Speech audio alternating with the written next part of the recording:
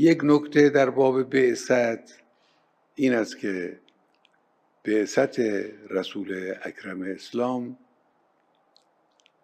چیزی را تحقق بخشید که به نظر محال می آمد، ناممکن بود. اون چی بود؟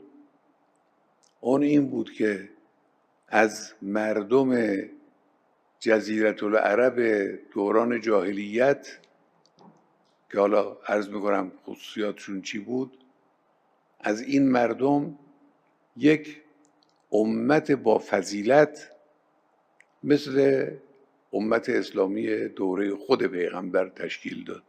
مردم گمراه، سرگردان، بی هدف، به شدت نادان، دچار فتنه های